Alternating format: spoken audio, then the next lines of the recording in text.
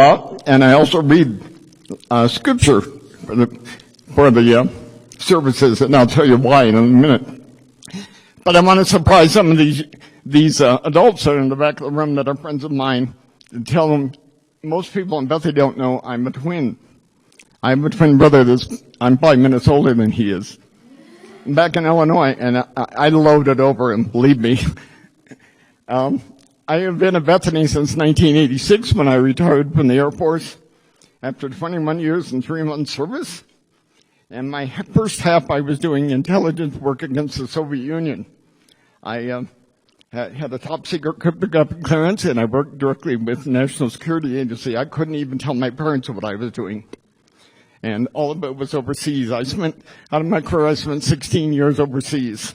So I've been all over Europe, and I've been all over the Far East. And then halfway through, one of the bases, the chapel manager, we have chaplains as managers and that work with the chaplains. And the one at the base in England where I was caught with drugs. And so they had to send him back, discharge him and send him back.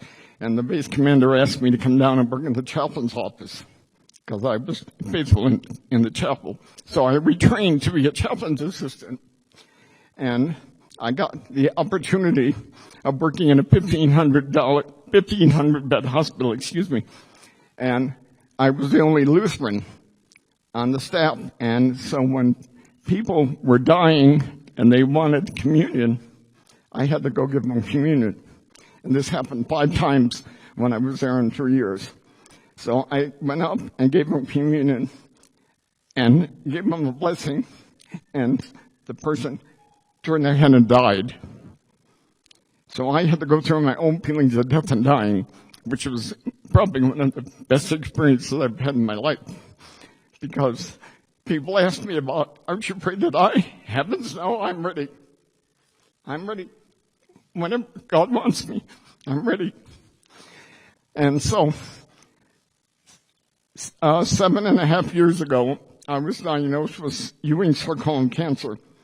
That cancer is a bone cancer. It is found in 3% of the population. That's how rare it is.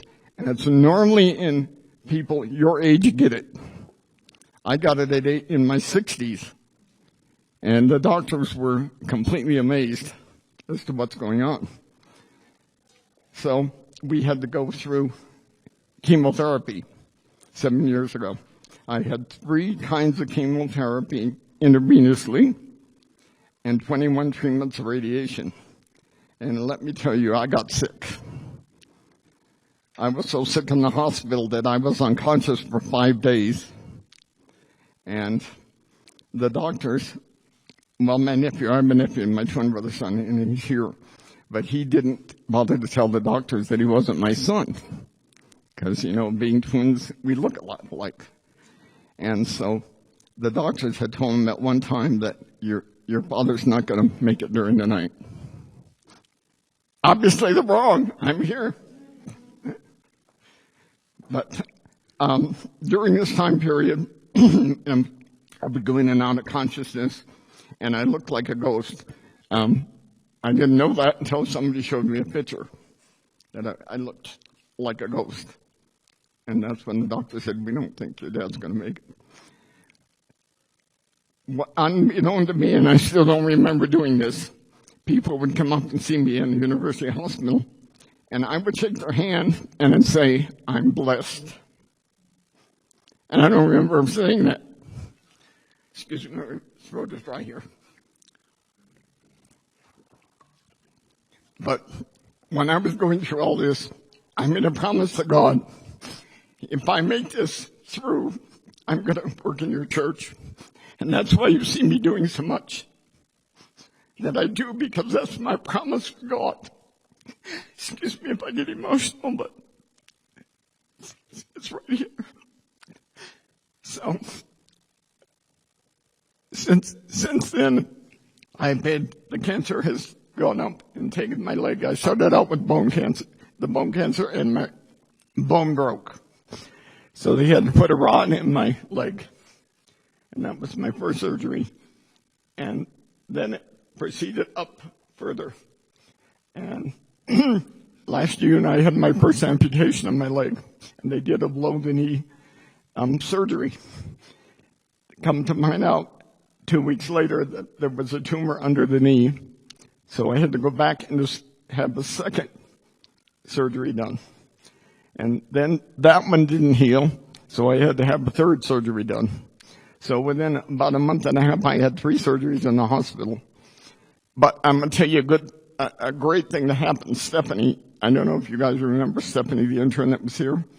She was coming up to the hospital with me when I was getting ready to go into surgery. And the last time she brought her violin. And for the first time ever in university hospital, people going into surgery heard her singing and playing the violin, which the doctors thought was fantastic. And it really helped me, before I went into surgery. So I really appreciate that. But, what happens when you get sick? You think about death and dying. And it's really, was important to me because I knew whatever's happened isn't in my hands. It's in God's hands. And, I'm still alive today. 5.5 years ago, they put in a fistula in my arm because of dialysis and told me, you're going to be on dialysis within 6 months. 6 years later, I went on dialysis. And that's because when they amputated my leg the first time, it was the point where I had to go over. I stayed above, there's a certain threshold. And if you stay above it, you don't go on dialysis, but if you go below it, you have to go on dialysis.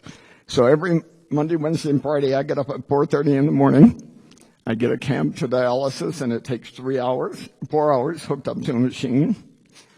And that is my special time because I'm laying there with the needle stuck in my arm, and it's pumping away. But that's my time with God.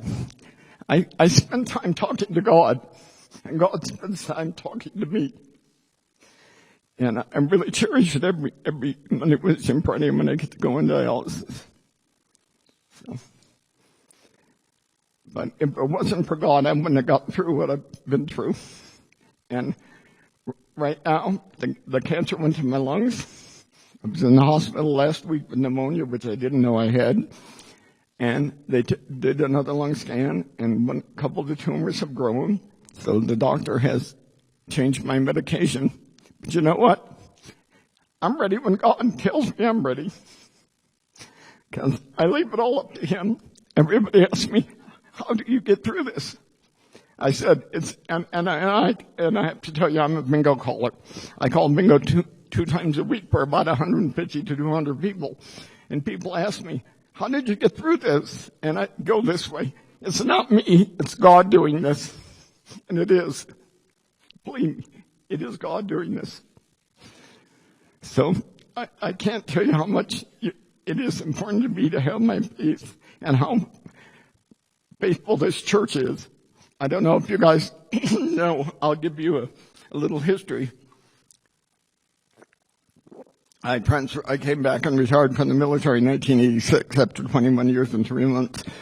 And I had my membership at Augustana Lutheran Church at that time. And then I transferred to Bethany. Well, I became one of the sacristans that you see carrying the cross in. I did that for 22 years. And when we had the fire at Bethany, we were downtown at the church next to Porter Hospital. Well, I'm the one that carried the cross, led the procession when we walked from that church to Bethany. And that was really significant part of my life, getting the chance to do that. And there were, Altar Guild carried the weapons and, the linens, and, they even came and took pictures of us. They stopped the traffic out here so we could come across. So I have a lot of fond memories of Bethany. I've been through 14 pastors and assistants over my years, and they're all marvelous to work with. And so you'll see me at the Welcome Center, and you'll see me reading lessons, and I involved with the men here at Bethany, and we just did a big project not long ago to wrapped 7,000 boxes of cookies to go over to the military overseas, and our men helped to do that.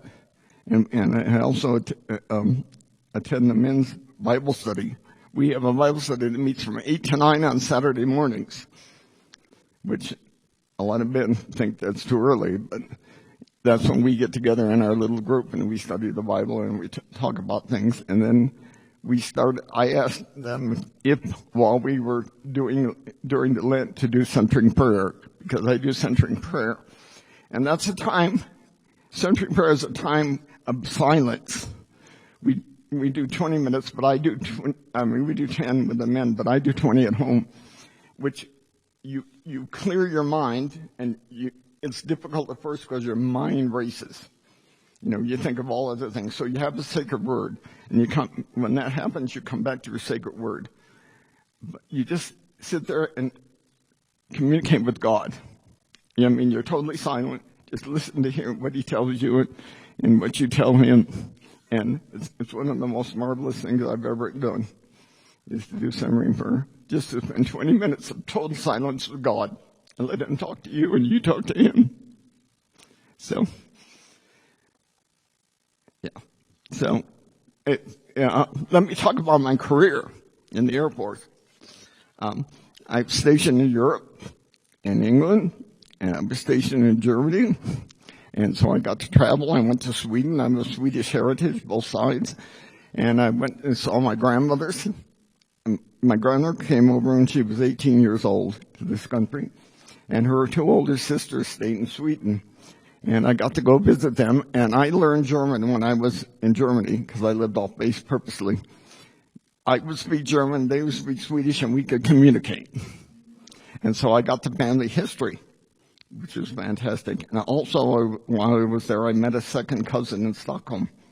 And we still, to this day, communicate back and forth.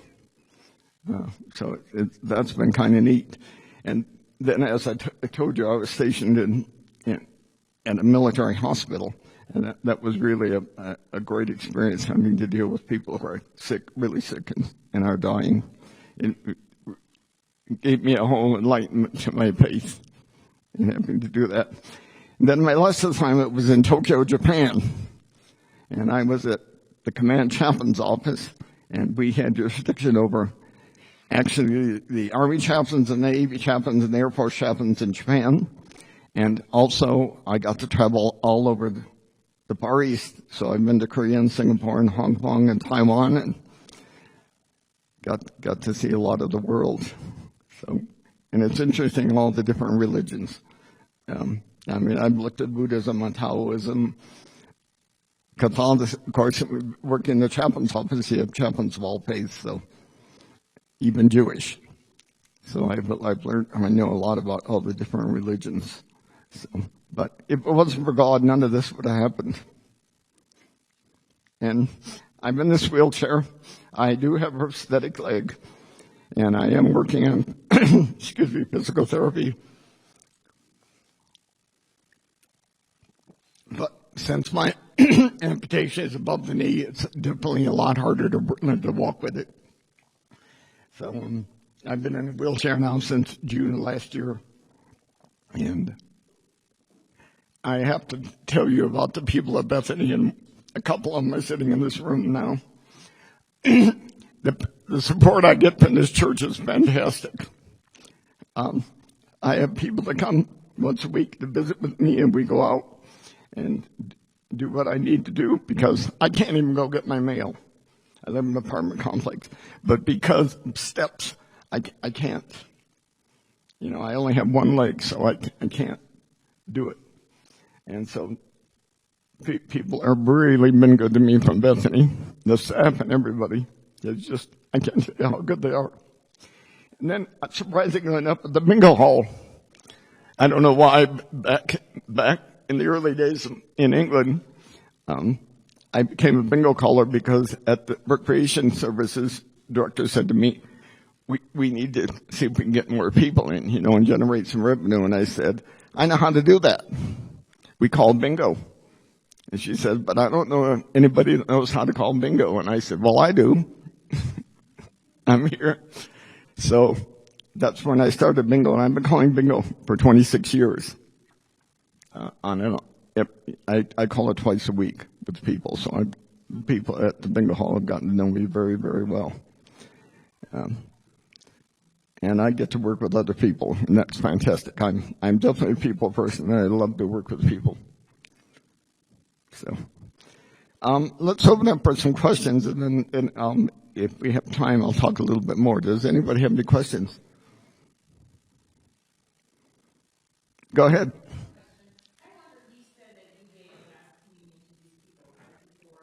Right. Right.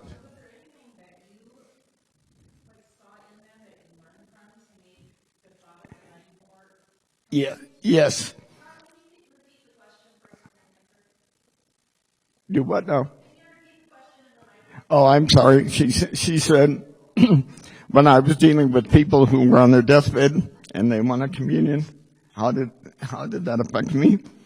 Basically, well, the first time it happened, it affected me greatly because, especially when after I did, I mean, you walk in, they put them in a separate room, and the nursing staff had called and said it's not going to be much longer, and they would like communion. So I would put on the stole and hit the communion set and went up. And the first thing I did was give the patient the communion. And then I would give the family, they all wanted communion. And then I'd go over to give the blessing on the patient, and all 5 times they said amen, turned their head, and they were dead. Okay. So that made me think of my own feelings of death and dying. I'm not scared of dying. I have a twin brother and his wife who are scared to death of dying. But I'm not. So whenever he wants me, I'm ready. I'm not scared at all. Do you have any other questions? Yeah, go ahead, sir.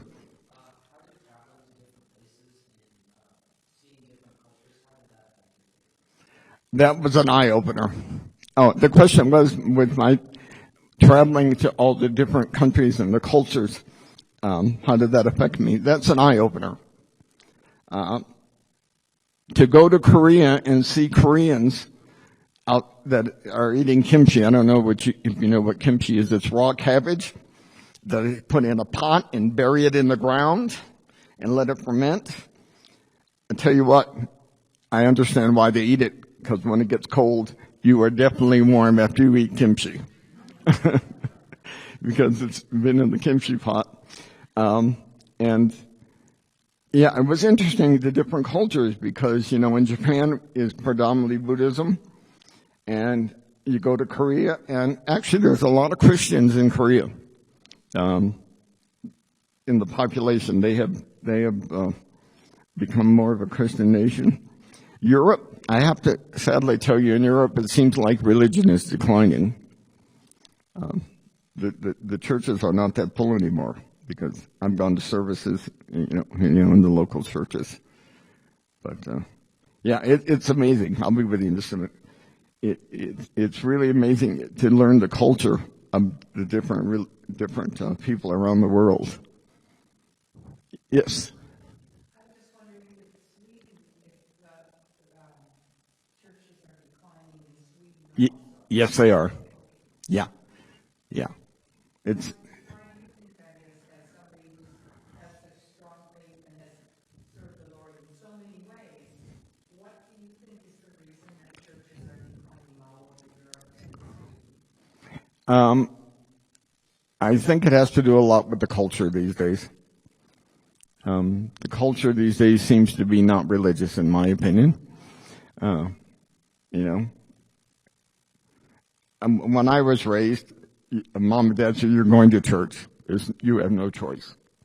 And when I went to confirmation, we had confirmation on Saturdays. And I got to tell you a funny story about, we went to the church, but half a block down the road was a potato chip factory.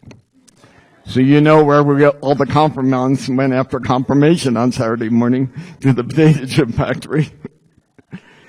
Yeah.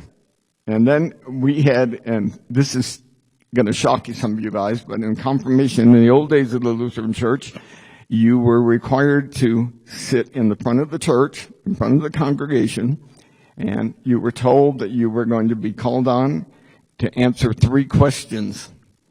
And they gave you a list of 15 questions, and you didn't know which one you were going to get told. So you had to be prepared for all 15 of them. And they called you by name, and you had to stand up in front of the congregation, and they asked you the 3 questions. That's how we used to do communion and confirmation in the Lutheran Church.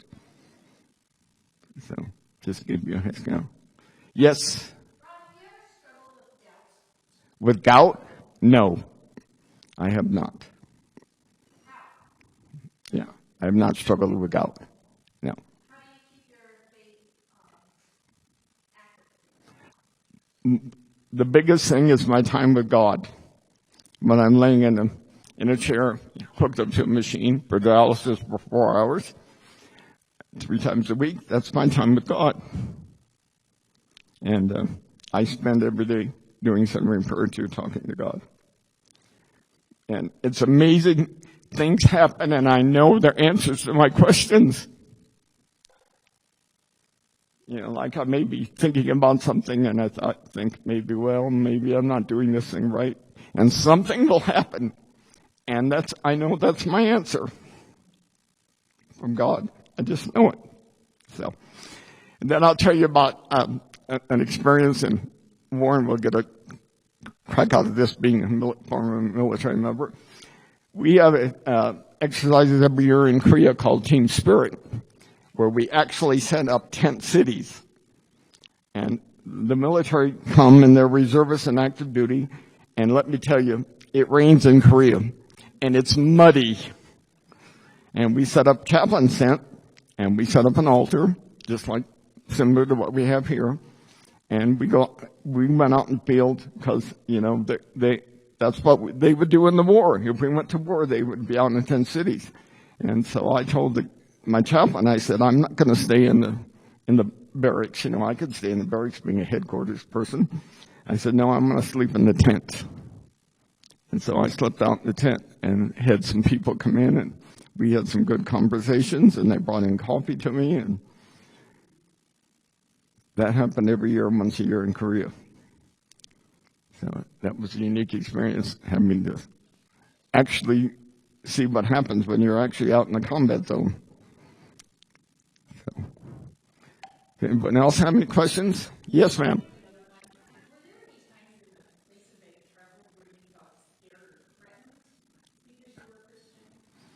Yes. Not because I'm a Christian, but I'm going to relate an experience to you that I went to Berlin, Germany. And that was when the wall was up. Okay? And you're supposed to get a briefing when you're in the military, and I thought, I don't need a briefing. And I'm in civilian clothes. I get on the S-Bahn, which is the subway system in Berlin. Unbeknownst to me, 2 stops were in East Germany. And I got off at one of them. And I'm walking around in civilian clothes, and I'm all of a sudden realized those are East German guards, not West German guards. And I said to God, well, I'm maybe in the middle of an international incident if I got caught, because I would be tried for spying. And I said, please, Lord, let me finish the 3 blocks back to the subway station so I can get back on the train and go back to West Germany. And it happened. But believe me, I was scared out of my life.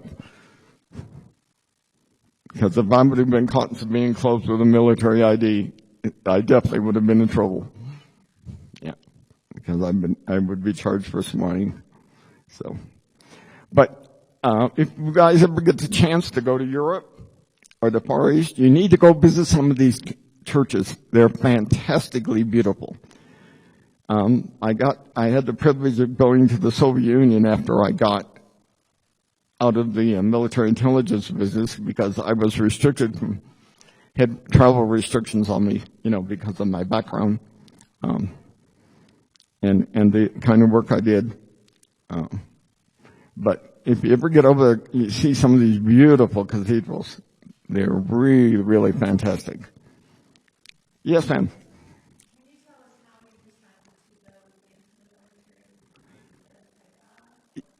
Yes. And the question is, how did I decide to go in the military?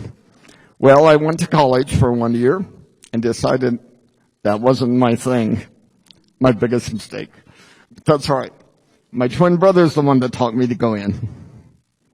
And so Mom got the shock of losing 2 of her 3 sons at the same time. So we went to basic training. We were together in Texas. And I have to relate a funny incident to you. They came down with orders where to go on to school. And my order said, I'm going to aircraft mechanic school. And I said, and my brother was scheduled to go to the intelligence school. And I tried to tell the TIs, training instructors, that there's a problem. Because you don't want me fixing an aircraft. That's more my brother actually, stayed in for 4 years, and then I stayed in and made a career, and he worked for United Airlines as a refueler and got out and retired after that. So, but we had fun. We had fun, with the TIs because we had to do different things, and, there's things I didn't want to do and things he didn't do, so we just switched. And the same way in high school. I was supposed to do shop classes, and I have no interest in doing shop classes, to be truthful with you. So I took one of his English classes, and he took my shop class. And the funny thing about it is, it was the same instructor. So I went into English class, come out, and I turned around and went back, and she said, I think you're in the wrong class. I said, no, I'm here, see? So he took my shop classes and I did his English classes. It's kind of fun being a twin. You can do things like that. So, anybody else have a question? I've had the opportunity to travel a lot around the country, around the world, and see the different cultures, and it's really amazing, all of us Christians. It doesn't matter what religion or what language you're talking about. We all have the same Jesus Christ to believe in. So, yes, ma'am. For confirmation with all these kids, trying to develop their own faith stories, and you said when you were a kid that you were just forced to go to church. It's something you did, you had to go. Right. When do you think that connection and that relationship with Christ started with you? And how did that come about? It started a confirmation. Back in those days, we had to write long stories as part of our confirmation vows. And that's when I really learned the faith. I mean, I was faithful when I went to church, but it really set in when I was in confirmation. And still is to this day. It's very important to me to be here at Bethany because this is my church. And I joined just after the fire. So I had the opportunity to go to Seventh-day Adventist Church, which is where Bethany met on their religious day is Saturday, so we could use their church on Sunday. And that's where we met until this new facility was built. And just to give you some history. So, anyone else have a question? Well, good. I hope I've answered some of your questions. I've been wanting to do. Yes, go ahead. Yep.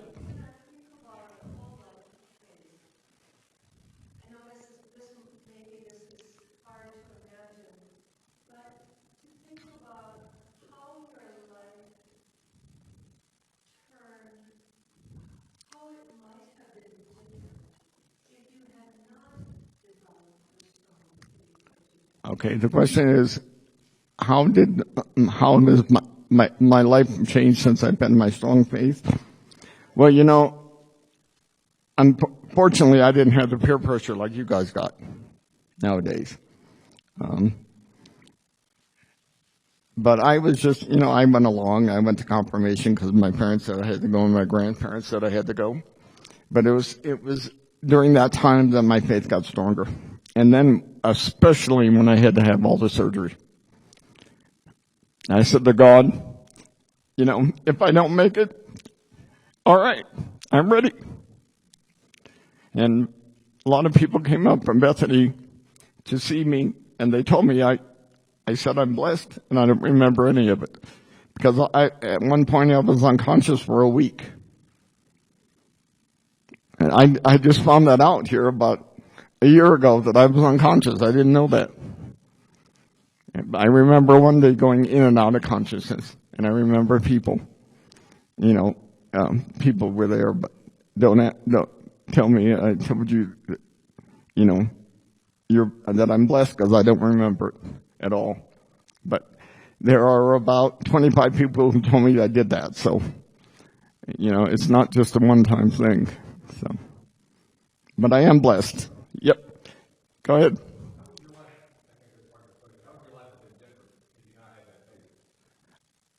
That's a good question. How would my life be different if I didn't have the faith? I'm really not sure how it would be. I was out of high school, and by the way, my high school class was 1,010 students, and my ranking was 5. I'm not doing that to brag, just to let you know. And, without faith, I know I wouldn't be here, and I wouldn't have gone through what I'm going through. Some people tell me, we feel sorry for you, and I said, don't feel sorry for me. Don't. Because God's getting me through all this. I was in the hospital last week, and I had pneumonia in my left lung, which I didn't know. But they do a lung scan. The cancer has gone up my leg and up to my lung. And they found that a couple of the tumors have grown. And so the cancer doctor has put me on some more stronger oral chemotherapy. I have to take oral chemotherapy every day. And, but we're going to get through this because I know God's on my side. Because people didn't all ask me, how did you get through all this? And a lot of them don't go to church. And my always answer is this, it's God, not me, who's doing all this. Yes. Yes. Yes, it's the 23rd Psalm. Yeah. I do that every day. Oh, yes. The Lord is my shepherd, I shall not want. He leadeth me in the path of righteousness for his name's sake. Yea, though I walk through the valley of shadow of death, I will not fear evil, for thou art with me. Thy rod and thy staff, they comfort me. Thou preparest the table before me in the presence of my enemies. And the Lord will bless me forever and ever. That's one of my favorite verses. But I have lots of others too. If you look at my Bible, it's marked with all sorts of highlighting stuff, because I like to highlight stuff that is significant to me. Any other questions? Yeah, go ahead.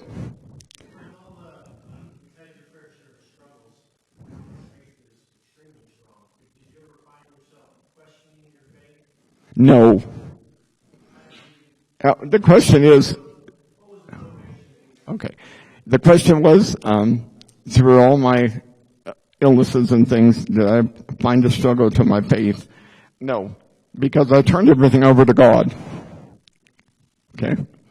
Yeah, there are times when I felt a little bit depressed, but I prayed and the depression went away. I mean, depression has not been a big part. I have a fantastic support system. And if it wasn't for these people who support me, I don't know what I'd do. I have a nephew here, but he works too, so my weeks are, I have one thing going on every day of the week. One thing I've always wanted to be is active, because I know from working in the hospital when people get sick and they want to back off things, and some of them, and I have a sister-in-law who's a great example of this, who's in the pity me attitude.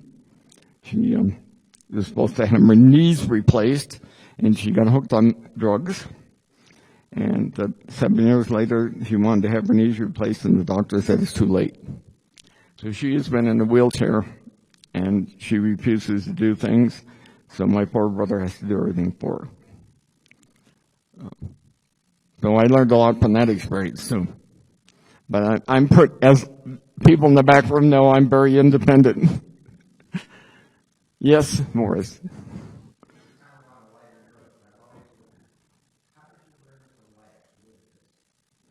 All right. I'm Swedish.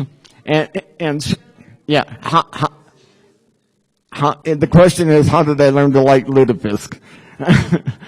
I don't know if you guys know what lutefisk is. In Scandinavian countries in the old days, when they caught the herring fish, they didn't have refrigerators. So they packed it in lye in barrels, and that was the preservative of lutefisk. And so my grandmother introduced me to lutefisk. And she said, you're a Swede both sides, so now you got to find out about your heritage and your food. So I tried it boiled at Prince of Peace Lutheran, has it, and they boil the lutefisk. Well, that turned me off, because it gets very stringy if they don't boil it right. So the Sons of Norway every year in January do lutefisk, but they bake it. And I love it baked. And the first thing I hear from people when I say lutefisk is, ooh, we don't want that. And I say, well, you have to give it a try. You're hearing other people's words, you know. You got to give it a try for yourself. So I get, as I say, Swedish eyes once a year when I eat my lutefisk. I thought I saw another hand. No? Okay, great. Yeah. You had mentioned that these kids today have a lot of peer pressure that they deal with, especially when it comes to their faith, and that wasn't something you dealt with as much. What's one piece of advice you could send these kids off as they're working on building their relationships with Christ and building their faith? What advice would you send them on? Okay, the question is the peer pressure that the confirmands now face, and what advice can I give them? Stand your own. There's a lot of evil things going on in this world right now. Drugs is one of them, and other things.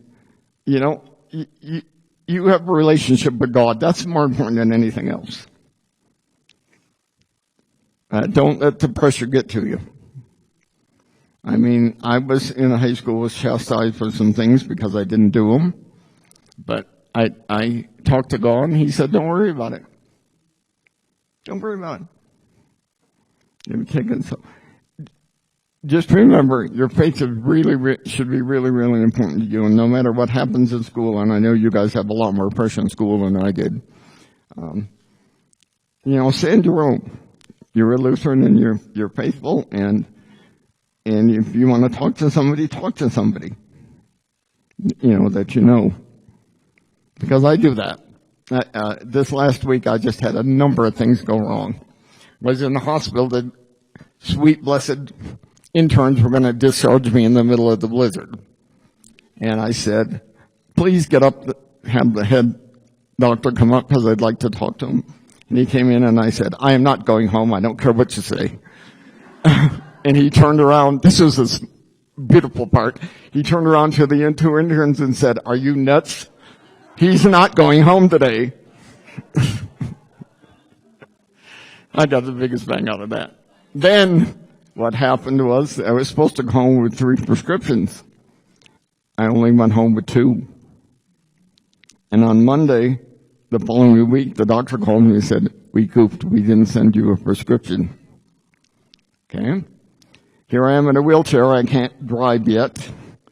And so I have to get transportation to the hospital. Fortunately, my nephew came by, And he went out to University of Health and got my prescription for me. But I do have to depend a lot on people yet. Hopefully someday. Now, my prosthesis. Since I have above the knee amputation, it comes all the way up to the groin area. And I go to physical therapy once a week with a wheelchair and a walker, and I walk on my leg. And you have to retrain your brain to realize that you have to depend on this false leg. And this is the biggest thing that the doctors have told me at the hospital, that you have to rely when you put the pressure on it and you stand on it, so it's a slow process, but I'm still doing it once a week. They don't want me to do it at home because I live alone and they don't want me to fall. So, and I'll relate an experience to you. I fell twice about 4 months ago.